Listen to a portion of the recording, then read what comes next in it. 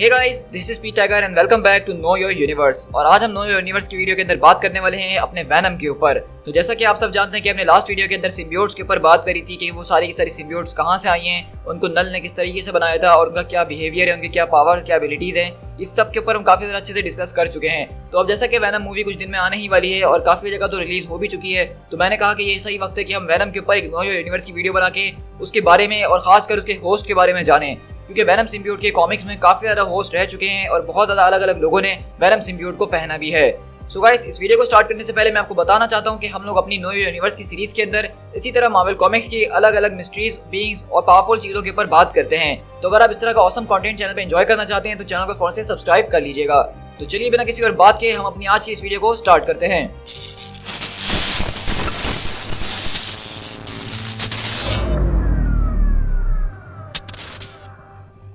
Venom जो कि एक एलियन सिम्बियोट कैरेक्टर है, जो कि एक अमॉर्फस और लिक्विड लाइक फॉर्म के अंदर पाया जाता है। ये जो है सर्वाइव कर पाता है एक होस्ट के साथ जुड़ने के बाद। यूजुअली वो अपने लिए ह्यूमन होस्ट को ही चुनता है और जब ये सिम्बियोट अपने किसी होस्ट के साथ जुड़ता है तो ये अपने आप को रेफर करता है वैनम के नाम से।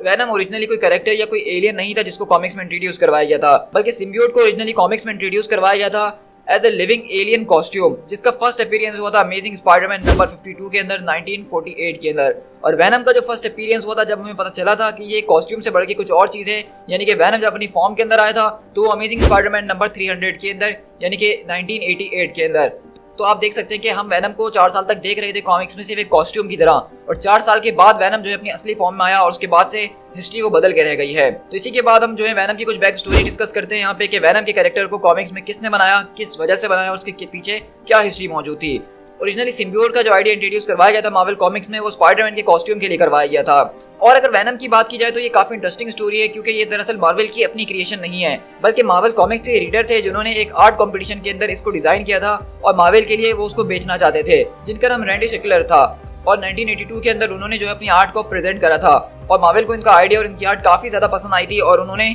इनके आर्ट वर्क को $220 के अंदर खरीद लिया था। यानी कि ये वो वैनम है जो कि आज इतनी बड़ी बड़ी ब्लॉकबस्टर मूवीज बना रहा है और दुनिया भर में ये एक जबरदस्त एंटी हीरो के नाम से मशहूर है। उसकी शुरुआत सिर्फ $220 से की गई थी और बेसिकली उन्होंने इस आइडिया को खरीद लिया था, लेकिन जो उस वक्त के एडिटर इन चीफ थे जिम स्टार्लिन वगैरह, उन्होंने इस बात का फैसला करा था कि वो बेसिकली स्पाइडरमैन को एक नया कॉस्ट्यूम देना चाहते हैं जो कि ब्लैक एंड व्हाइट के अंदर हो। और इसके कॉस्ट्यूम का जो इनिशियल डिजाइन किया गया था वो स्पाइडर वुमन को ध्यान में रखते हुए किया गया था, जो कि उस वक्त जूलिया कारपेंटर कॉमिक्स के अंदर प्ले किया करती थी और उसके आर्टिस्ट जो थे वो माइक जैक थे। इस कॉस्ट्यूम को बेसिकली स्पाइडरमैन के लिए इंट्रोड्यूस करवाने का मकसद बेसिकली ये था कि वो एक ऐसा कॉस्ट्यूम बनाना चाहते थे स्पाइडरमैन का जो कि खुद अपने आप को हील कर सके, क्योंकि स्पाइडरमैन अक्सर अपनी बैटल्स के अंदर अपने कॉस्ट्यूम को जो है काफी ज्यादा डैमेज कर लिया करता था और उसको फिर दोबारा से नया कॉस्ट्यूम बनाना पड़ता था। तो कॉमिक्स में इस चीज का सोल्यूशन ढूंढने के लिए उन्होंने एक ऐसा कॉस्ट्यूम बनाने का फैसला करा जो कि अपने आप को खुद से रिपेयर कर सके, खुद से अपने आप को हील कर सके। और देखते देखते ये पूरा का पूरा आइडिया जो है एक अलग ही चीज में इवॉल्व होना शुरू हुआ, जहाँ पे हमें पता चला कि ये सिर्फ एक सूट नहीं है बल्कि एक लिविंग ऑर्गेनिज्म है जो कि पीटर की बॉडी से चिपक चुका है और आहिस्ता आहिस्ता उसको गलत काम करने पे इन्फ्लुएंस कर रहा है।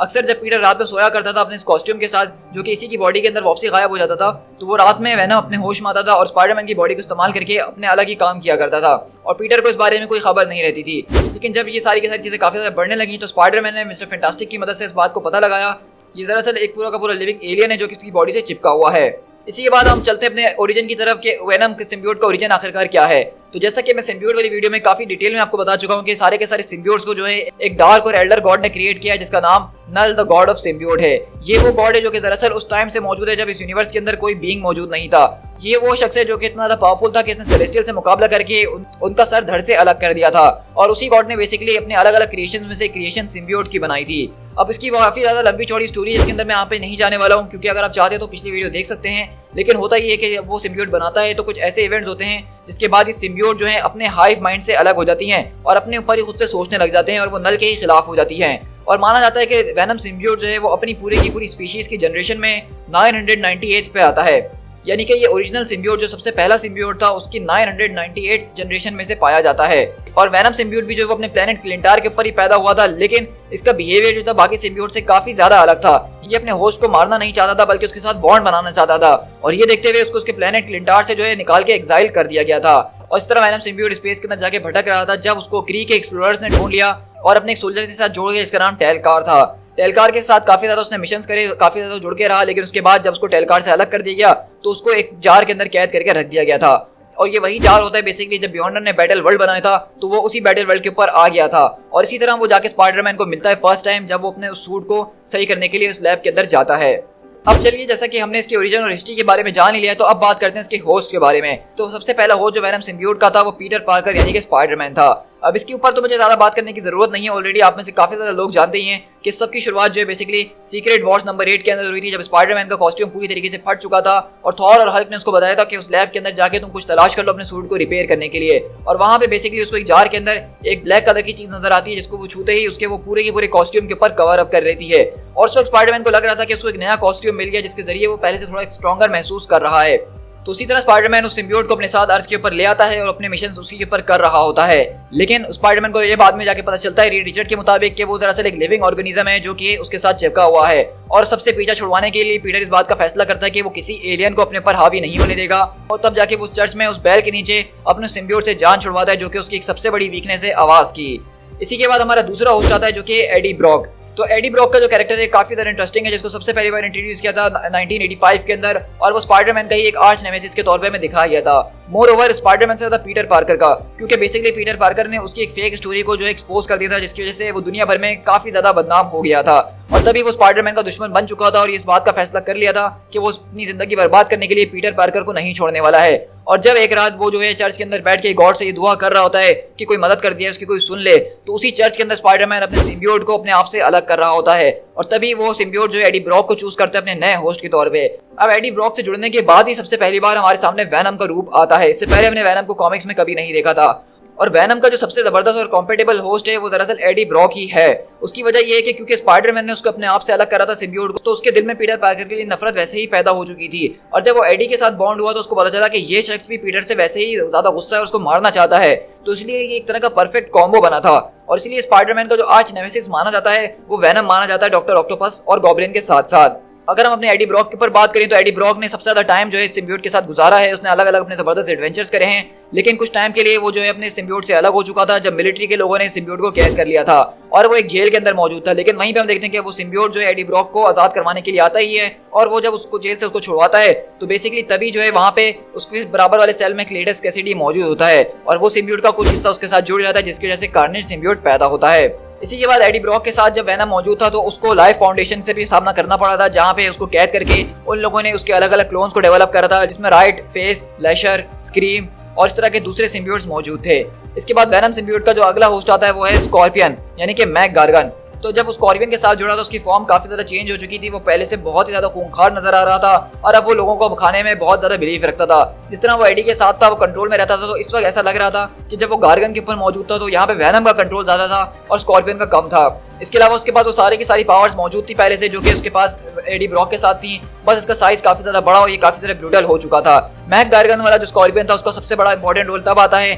जब नॉर्मन ऑसबॉर्न अपनी डार्क एवेंजर्स की टीम बना के उसको उसके अंदर शामिल करता है और उसको एक खास तरह की मेडिसिन खिलाने के बाद उसके वैनम सिम्बियोट को थोड़ा बहुत कंट्रोल कर लेता है, जिस वजह से वो एक रिप्रेजेंटेबल फॉर्म में आ जाता है और वो उसको स्पाइडरमैन की तरह अपनी टीम के अंदर इंट्रोड्यूस करवाता है। मैक गार्गन जो है वो इस सिम्बियोट से तब अलग होता है जब एसगार्ड की सीज के बाद सारे के सारे नॉर्मन ऑसबॉर्न की टीम हार चुकी होती है और उनको प्रेजेंट ड्राफ्ट के अंदर डाल दिया होता है। तो उस टाइम पे यूएस गवर्नमेंट के जो लोग होते हैं उन्होंने इस सिम्बियोट को उससे अलग करके कैद कर लिया था। तो इसी के बाद हमारा अगला होस्ट आता है जो कि फ्लैश थॉम्पसन। अब ये वो फ्लैश थॉम्पसन है जो कि पीटर पार्कर के बचपन में स्कूल में उसको बुली किया करता था। फ्लैश थॉम्पसन अब काफी ज्यादा बदल चुका था क्योंकि अब ये मिलिट्री इसने ज्वाइन कर ली थी और इस मिलिट्री के अंदर इसके दोनों पैर जाया हो चुके थे। तो गवर्नमेंट वाले जो होते हैं प्रोजेक्ट रीबर्थ को दोबारा से शुरू करते हैं। ये वही सुपर सोल्जर प्रोग्राम है जिसके अंदर कैप्टन अमेरिका को बनाया गया था, जिसके अंदर वुल्वरीन को बनाया गया और इस तरह के दूसरे लोगों के ऊपर एक्सपेरिमेंट किए जाते हैं। तो अब जैसा कि गवर्नमेंट के पास वैनम सिम्बियोट मौजूद था तो वो किसी होस्ट के साथ उसको जोड़ना चाहते थे और एक नई फॉर्म में उसको बनाना चाहते थे और तभी हमारे पास फ्लैश थॉम्पसन को जो इसके लिए वॉलंटियर किया जाता है वैनम सिम्बियोट से जोड़ने के लिए। अब वैनम सिम्बियोट से जब फ्लैश थॉम्पसन जुड़ता है तो उसका एक नया ही अवतार हमारे सामने आता है जो कि एजेंट वैनम के नाम से मशहूर है। अब ये मानने वाली बात है कि एजेंट वैनम वाला जो वैनम था वो बहुत ज्यादा लोगों का सबसे ज्यादा फेवरेट वैनम है क्योंकि वो बहुत ज्यादा कूल था, उसके पास गन्स मौजूद थी, वो अपने अंदर से कभी भी कोई भी हथियार कोई भी गन्स वगैरह को क्रिएट कर सकता था और एक तरह का वो बहुत ही ज्यादा जबरदस्त किस्म का पावर हाउस था। और लेटर ऑन उसने चल के सीक्रेट एवेंजर्स की टीम को भी ज्वाइन करा, थंडरबोल्ट्स को करा, गार्डियन ऑफ द गैलेक्सी तक को करा और बाद में जाके वो क्लिंटार का एक स्पेस नाइट भी बन गया था। इसी के बाद हम देखते हैं कि वैनम सिम्बियोट एक बार दोबारा फ्लैश थॉम्पसन से भी अलग होता है और एक पुलिस वाले के पास जाके उसको अपना होस्ट बनाता है जिसका नाम ली प्राइस होता है। अब ली प्राइस होता है वो दरअसल एक अच्छा आदमी नहीं होता है बल्कि वो एक तरह का ब्लैक आर्म्स डीलर वगैरह होता है वो गलत गलत कामों के अंदर होता है, और जब ये सिम्बियोट उसके हाथ लगता है तो वो उसको अपने मतलब के लिए इस्तेमाल करना चाह रहा होता है। और वेनम इस बात को समझ जाता है कि ये इसको अपने पर्सनल इस्तेमाल के लिए इस्तेमाल कर रहा है सिर्फ, और उसको उससे कोई लगाव नहीं है, उसको उससे कोई परवाह नहीं है। और ये देखते हुए इनकी अच्छी खासी एक रन चल रही होती है जिसके अंदर वो काफी सारे एडवेंचर्स वगैरह भी करते हैं। लेकिन वेनम जो है ली प्राइस के साथ ज्यादा टाइम तक जुड़ता नहीं है और बहुत जल्द उसको छोड़ने का फैसला कर लेता है। इसी के बाद जो हमारे अगला होस्ट आता है वो दरअसल टेलकार है। अगर टेलकार की बात की जाए तो ये वही क्री सोल्जर है जिसका मैंने आपसे पहले जिक्र करा था, और अगर अपनी टाइमलाइन में देखा जाए तो ये सबसे पहला होस्ट है वेनम सिम्बियोट का। लेकिन इसको रिवील हमें जो है अभी रिसेंटली ही किया गया था कि बहुत सालों पहले जो है एक और होस्ट हुआ करता था क्री का, जो कि टेलकार था। और इसकी स्टोरी बेसिकली ये है कि जब क्री के लोग स्क्रल से फाइट करने में लगे हुए थे तो उनको शेप शिफ्ट करने के लिए कोई चीज चाहिए थी ताकि वो उनको हरा सकें, और तभी उनके हाथ जब ये सिम्बियोट लगा था वेनम तो उन्होंने इसका इस्तेमाल करके उनके काफी ज्यादा मिशन को नाकाम भी बनाया था। इसके बाद जो हमारे पास का रिसेंट होस्ट आया वो दरअसल मेलाकेथ है। 2020 का जो वॉर ऑफ द रेम्स का इवेंट था वो काफी ज्यादा मशहूर हुआ था, जिसमें हमने देखा था कि वेनम सिम्बियोट को जो है वो एडी से दोबारा से सेपरेट कर दिया जाता है, और यहाँ पे मेलाकेथ जो है उसको अपने काबू में ले लेता है और अपने लिए अलग अलग वेपन्स बनाने का फैसला करता है। यहाँ पे मेलाकेथ जो है वेनम सिम्बियोट का इस्तेमाल करके अपने लिए एक जबरदस्त किस्म की तलवार बनाता है, और ये तलवार ठीक वैसे ही होती है जिस तरह गॉर की ऑल ब्लैक नेक्रो स्वॉर्ड थी। और इस पूरे के पूरे पावर अपग्रेड के बाद वो वेनम सिम्बियोट को भी बहुत ज्यादा ताकतवर बना देता है और कुछ अपने लोगों के साथ भी जोड़ देता है जिनको वेनम सिम्बियोट के जरिए ही पावर मिल रही होती है, और मेलाकेथ उसको अपने लिए भी इस्तेमाल कर ही रहा होता है। लेकिन इन दी एंड हम देखते हैं कि यहाँ पे थॉर का जो यंग वर्जन होता है वो यहाँ पे आके इस पूरी की पूरी तलवार को बर्बाद कर देता है और वेनम सिम्बियोट को अल्टीमेटली मेलाकेथ के कंट्रोल से फ्री करता है। तो ये हमारे वो सारे के सारे मेन होस्ट है जो कि वेनम सिम्बियोट के साथ जुड़ चुके हैं या उसको काबू कर चुके हैं। लेकिन इसके अलावा भी कुछ और छोटे छोटे होस्ट हैं जो कि थोड़े वक्त के लिए ही सही लेकिन इससे जुड़े हैं। तो उसमें सबसे पहले हमारे पास स्कारलेट स्पाइडर बेन रायली आता है। तो एक स्टोरी लाइन के अंदर हमने देखा था कि एडी को सिम्बियोट रिजेक्ट कर देता है और कुछ टाइम के लिए बेन रायली के साथ जुड़ जाता है, जो कि दरअसल स्पाइडरमैन का एक क्लोन होता है और वो दरअसल उसके हुडी के रूप में उसके साथ हमेशा रहता है। इसके अलावा एनी वाइंग हमारे पास मौजूद है जो कि दरअसल कॉमिक्स में शी वेनम के नाम से भी जानी जाती है। ये एडी ब्रॉक की गर्लफ्रेंड है और कुछ टाइम के लिए वेनम सिम्बियोट इनसे भी जुड़ा था और इनको शी वेनम के नाम से जाना जा रहा था, और ये चीज हम ऑलरेडी वेनम की मूवी में भी देख चुके हैं। इसके अलावा पैट्रिशिया रॉबर्टसन नाम की एक यूएस आर्मी की कम्युनिकेशन स्पेशलिस्ट थी और उनके साथ भी वेनम सिम्बियोट कुछ टाइम के लिए जुड़ी थी, लेकिन वो कुछ ज्यादा लंबी चौड़ी कहानी नहीं थी। इसके अलावा कुलन गात नाम का एक जबरदस्त किस्म का सॉर्सरर था जिसने वेनम सिम्बियोट को जो है पोसेस कर लिया था और अपने साथ बॉन्ड कर लिया था, लेकिन अल्टीमेटली कुलन वेनम को जो है लकीली हरा दिया गया था और वेनम सिम्बियोट दोबारा एडी के पास लौटकर आ गया था। मिस मार्वल कैरल डार्वर जो है वो भी सिम्बियोट से जुड़ चुकी हैं। ये बात तब की है जब वेनम सिम्बियोट मैक गार्गन यानी स्कॉर्पियन से जुड़ा हुआ था। तो सीरीज के अंदर जब मिस मार्वल कैरल डार्वर उससे मुकाबला कर रही थी तो वो जो है मैक गार्गन से सिम्बियोट को अलग करने की कोशिश कर रही होती है। तो उसी ब्रीफ मूवमेंट के अंदर सिम्बियोट जो है वो मैक गार्गन को छोड़ के कैरल डार्वर से लग जाता है और इसके जरिए जब वो उनसे अटैच होता है तो उनकी मिस मार्वल की पावर के साथ वेनम सिम्बियोट एक बहुत ज्यादा पावरफुल बीइंग बन जाता है। लेकिन ये ज्यादा टाइम तक चलता नहीं और उसके बाद मिस मार्वल से ये दोबारा बहुत जल्दी निकल जाता है। इसके बाद रेड हल्क यानी थंडरबोल्ट रॉथ के साथ भी वेनम ने जुड़ने की कोशिश करी है। ये तब की बात है जब रेड हल्क जो है फ्लैश थॉम्पसन के अपार्टमेंट में आते हैं उसको रिक्रूट करने के लिए, लेकिन सिम्बियोट को लगता है कि रेड हल्क एक जबरदस्त किस्म का डेंजर है और फ्लैश की बॉडी को कोई नुकसान ना पहुंचे, तो इसलिए वो उसके साथ जुड़ने की कोशिश करता है ताकि उसको काम डाउन किया जा सके। तो इसलिए वो यहाँ पे कुछ ज्यादा टाइम के लिए इसका इस्तेमाल कर नहीं पाते हैं इससे पहले कि वो दोबारा उसको छोड़ देते हैं। इसके अलावा सुपीरियर स्पाइडरमैन यानी ऑटो ऑक्टेवियस जो है वो भी इस वेनम सिम्बियोट के साथ जुड़ चुका है कुछ टाइम के लिए। ये तब की बात है जब स्पाइडरमैन की बॉडी के ऊपर डॉक्टर ऑक्टोपस जो है वो काबू पाए हुए थे और उसकी बॉडी को अपने लिए इस्तेमाल कर रहे थे, तो इसी बीच उनको भी एक मौका मिला था इस वेनम सिम्बियोट के साथ जुड़ने का। इसके अलावा ग्रूट, रॉकेट रकून और ड्रैक्स के साथ भी वेनम सिम्बियोट जुड़ चुका है, और ये तब की बात है जब एजेंट फ्लैश जो है वो स्पेस के अंदर गार्डियन ऑफ द गैलेक्सी के साथ काम पे लगा हुआ था। एक ब्रीफ मोमेंट के लिए मिस्टीरियो यानी कि क्विंटन बैग भी जो है वो भी इस सिम्बियोट के साथ जुड़ चुका है, ऑल्दो उसने कुछ ऐसा कुछ खास काम करा नहीं था या कोई खास स्टोरी आर्क नहीं था जिसके ऊपर हम ज्यादा डिस्कशन करें। तो उसके बाद हम इसकी पावर एंड एबिलिटीज की बात कर लेते हैं। तो वेनम सिम्बियोट को सबसे पहली बात सर्वाइव करने के लिए एक होस्ट चाहिए होता है, और ये बात सारी की सारी इसके होस्ट पर निर्भर करती है कि उसका उसके साथ कनेक्शन कितना अच्छा है। अगर वेनम सिम्बियोट का होस्ट उसके मतलब का है, उसके जैसा है, तो वो एक जबरदस्त किस्म की पावरफुल बीइंग है जिसके जरिए वो शेप शिफ्ट कर सकता है। उसके पास एबिलिटी है अपने अंदर से स्पाइक्स जनरेट करने की, वेपन्स को क्रिएट करने की, वो किसी और के अपीयरेंस को मिमिक कर सकता है, वो अपनी ह्यूमनॉइड बॉडी को ट्रांसफॉर्म कर सकता है, वो अपने साइज को छोटा बड़ा कर सकता है, उसके पास जबरदस्त किस्म की स्ट्रेंथ है, हीलिंग फैक्टर मौजूद है, वो अपने होस्ट के किसी भी कटे हुए पार्ट को दोबारा से रीग्रो तक कर सकता है, और सिम्बियोट के पास टेलीपैथिक एबिलिटीज भी होती हैं जिसके जरिए ही वो अपने होस्ट के साथ कम्युनिकेशन कर पाता है। अगर वेनम सिम्बियोट की सबसे बड़ी पावर्स की बात की जाए तो वो दरअसल उसको स्पाइडरमैन से मिलती हैं। जैसा कि वेनम सिम्बियोट स्पाइडरमैन से ही सबसे पहली बार जुड़ा था और उसकी वजह से ही उसके काफी सारा डीएनए उसके साथ मिक्स हो चुका था। जैसा कि आपको पता है कि स्पाइडरमैन के जुड़ने की वजह से ही उसके सीने के ऊपर जो है वो स्पाइडर का निशान आता है, और यही वजह है कि सोनी की जो वेनम है उसके अंदर हम वेनम के चेस्ट के ऊपर वो स्पाइडर का निशान नहीं देखते हैं। उसकी वजह ये है क्योंकि अभी तक वो स्पाइडरमैन से जुड़ा नहीं है, उसको उस निशान के बारे में कुछ पता ही नहीं है। इसलिए कॉमिक्स के अंदर जब वैनम स्पाइडरमैन से जुड़ा था तो उसकी कुछ एबिलिटीज को उसने अपने अंदर अब्सॉर्ब कर लिया था, जैसा कि वो स्पाइडरमैन के जैसे अपने चेस्ट के ऊपर निशान रखता है। इसके अलावा वो स्पाइडरमैन की तरह दीवारों पर क्रॉल कर सकता है। इसके अलावा वो स्पाइडरमैन की तरह वेबिंग्स को प्रोवाइड कर सकता है और इसलिए वैनम जो है अक्सर स्पाइडरमैन का एक परफेक्ट ऑपोजिट माना जाता है।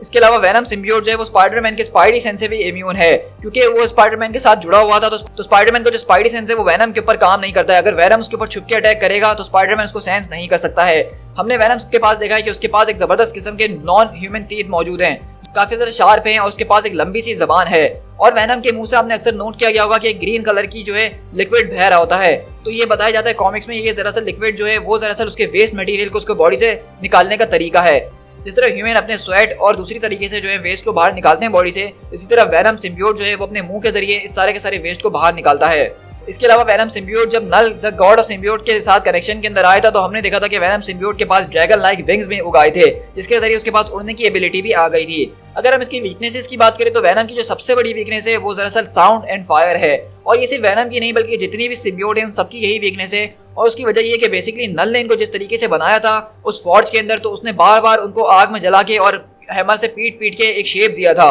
और ये दोनों ही चीजें इनकी जो है वीकनेस बन चुकी हैं, क्योंकि उन्होंने मुस्तकिल तौर पर इसको सहा था अपने बनने के टाइम पे। ऑल इन ऑल अगर बात की जाए तो वैनम सिम्बियोट की हिस्ट्री जो है वो मार्वल कॉमिक्स में बहुत ही ज्यादा बड़ी है। और अभी हमने 20 मिनट की वीडियो बना ली है, लेकिन इसके अंदर हमने सिर्फ वैनम के सरफेस को ही छुआ है। मैंने ऊपर से आपके इसके होस्ट के बारे में बताया है, इसके अलग अलग कुछ फॉर्म्स के बारे में बताया है, मैंने आपको इसके क्लोन्स के बारे में बताया कि इसके जरिए कौन कौन से क्लोन्स बनाए गए हैं। इसके अलावा भी इसके काफी ज्यादा क्लोन्स बनाए गए हैं, जिसमें मेनिया आता है, एंटी वैनम आता है, इसके अलावा रॉयड आता है, लेशर आता है, स्क्रीम आता है, फेज आता है। ये सारे के सारे सिम्बियोट्स हैं जो कि वैनम से ही एसोसिएट करते हैं किसी ना किसी तरीके से। अगर देखा जाए तो वैनम एक ऐसा विलन है जो कि स्पाइडरमैन का आर्च नेमेसिस माना जाता है। और ओवर द ईयर वैनम की स्टोरी के साथ उसके कैरेक्टर के साथ काफी ज्यादा छेड़छाड़ करने की कोशिश की गई है। जहां कॉमिक्स में वैनम को सबसे पहले एज अ विलन इंट्रोड्यूस करवाया गया था, तो आहिस्ता आहिस्ता उसको एंटी हीरो के अंदर ट्रांसफॉर्म किया गया और रिसेंट टाइम्स के अंदर उसको एक कम्प्लीटली फुल फ्लैज हीरो बना दिया गया है। और अभी रिसेंटली वैनम की जो रन चल रही है वो बहुत ज्यादा इंटरेस्टिंग है, जो कि जॉनी केट्स लेके चल रहे थे, जिसके अंदर हमने देखा कि एडी ब्रॉक ने सारे के सारे सिम्बियोट्स को आजाद करवा दिया नल द गॉड ऑफ सिम्बियोट को मारने के बाद। और अब वैनम सिम्बियोट जो है वो उसके बेटे डिलन के साथ जुड़ चुका है। तो अब हम आगे वैनम के सिम्बियोट्स को कॉमिक में जो देखेंगे वो उसके बेटे डिलन के साथ देखने वाले हैं। और रही बात अगर हमारे लाइव एक्शन की, तो हम देख रहे हैं कि किस तरह से सोनी की वैनम जो है बहुत अच्छे तरीके से परफॉर्म कर रही है। और अब जैसा कि लेट देयर कार्नेज कुछ दिन में रिलीज होने ही वाली है इंडिया वगैरह के अंदर भी, तो हम सब देख पाएंगे और आपको शायद इस वीडियो के जरिए कुछ ऐसी इन्फॉर्मेशन मिल सके जो मूवी देखते वक्त आपके कुछ काम आ सके। सो गाइस, आई होप कि आपको वैनम की वीडियो काफी ज्यादा पसंद आई होगी। इसके जरिए आपको पता चल ही गया होगा कि वैनम सिम्बियोट आखिरकार किस किस शख्स से जुड़ा है और कितने कितने टाइम के लिए उसने क्या क्या कांड करे हैं। तो वैनम को मैं कॉमिक्स के अंदर अपना one of the most favourite villain में से एक गिनता हूँ, जो कि मुझे काफी ज्यादा पसंद है। खासकर एडी ब्रॉक का जो वैनम है वो मेरा फेवरेट है। सो गाइस, जाने से पहले मेरी एक ही रिक्वेस्ट है कि अगर आपने चैनल को अभी तक सब्सक्राइब नहीं करा है और आपको ये वीडियो पसंद आई है तो चैनल को सब्सक्राइब करना बिल्कुल भी मत भूलिएगा। हम अपने चैनल के ऊपर इसी तरह मार्वल कॉमिक्स की अलग अलग चीजों के ऊपर डिस्कशन करते ही रहते हैं। इसके अलावा जो कोई भी मूवीज वगैरह आती हैं उनके रिव्यूज भी मैं अपने चैनल पे शेयर करता हूँ और डेली बेसिस पे मार्वल कॉमिक्स आपको देखने को मिल सकते हैं हमारे चैनल के ऊपर। तो अगर आप इन सारी की सारी चीजों को मिस नहीं करना चाहते हैं तो फौरन से सब्सक्राइब कीजिए और बेल आइकन जरूर दबा दीजिएगा। सो गाइस, दिस इज पीट टाइगर। मिलते हैं अपनी नो योर यूनिवर्स की एक और वीडियो के साथ। Till then, thank you so much.